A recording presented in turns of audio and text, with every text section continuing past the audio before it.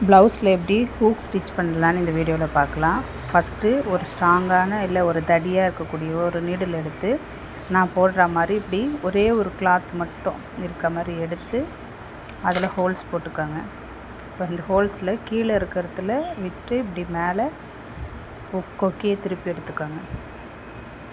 இப்போ நம்ம கொக்கி போட்டாச்சு. இதுக்கு மேலே ஸ்டிச்சிங் பண்ணிக்கலாம். இந்த த்ரெட்டு பார்த்திங்கன்னா மொத்தமாக 4 இருக்குது.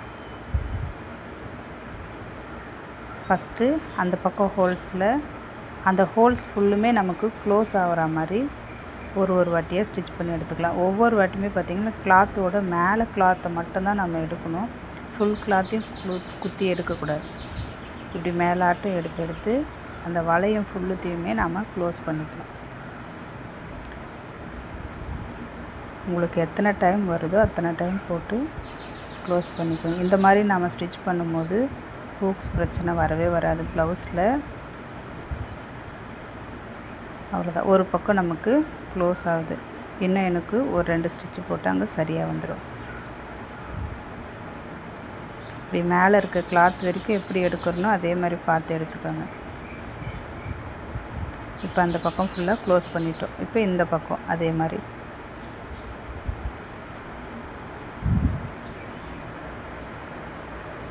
ஒரு வாட்டியுமே மேலே இருக்க துணியை லேசாக ஊசியில் குத்தி அப்படியே எடுத்துருங்க. கை கீழே வந்து நமக்கு ஊசி போகவே கூடாது.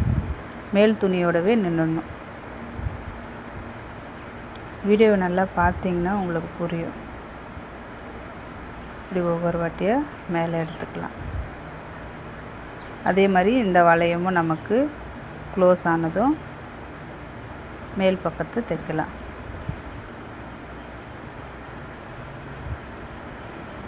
இப்போ 2 பக்கமும் நம்ம தைச்சி முடிச்சிட்டோம். இப்போ மேல் பக்கத்துக்கு போகும்போது கொக்கிக்கு அடியில் ஒரு கிளாத் இருக்கும் பார்த்திங்களா, தெரியுதுங்களா? அந்த இடத்துல ஊசி விட்டு அந்த பக்கம் எடுக்கிறோம். இப்போ எடுத்த ஊசியை கொக்கிக்கு உள்ளே விட்டு நல்லா பாருங்கள். கொக்கிக்கு உள்ளே விட்டு திரும்பவும் அதே இடத்துல எடுக்க போகிறோம்.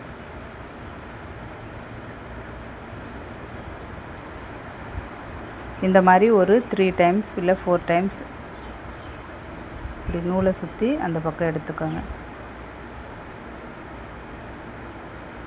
இப்போ குத்தும் போது பார்த்திங்கன்னா நான் ஊசியில் இருக்க நூல் எடுக்கல, அதுக்கு முன்னாடி இருக்க நூலை தான் எடுத்து ஊசியில் சுற்றி விடுறேன். இப்படி இழுத்து டைட் ஆகிடும். 2-3 வாட்டி நம்ம கொக்கியை மேல் பக்கத்தில் சுற்றிக்கலாம்.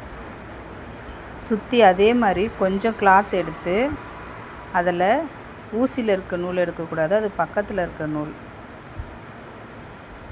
இந்த நூலை எடுத்து அது மேலே 2-3 வாட்டி சுற்றிக்கலாம். இதுதான் நம்மளோட லாஸ்ட்டு முடிச்சு.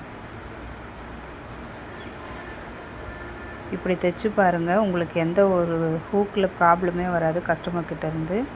வீடியோ பிடிச்சிருந்தா லைக் பண்ணுங்கள். இப்போ ட்ரிம்மர் வச்சு கட் பண்ணி எடுத்துக்கலாம்.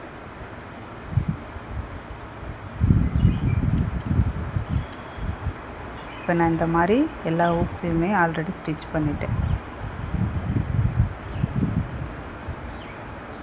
ட்ரை பண்ணி பாருங்கள். வீடியோ பிடிச்சிருந்தால் லைக் பண்ணுங்கள், சப்ஸ்கிரைப் பண்ணிக்கோங்க.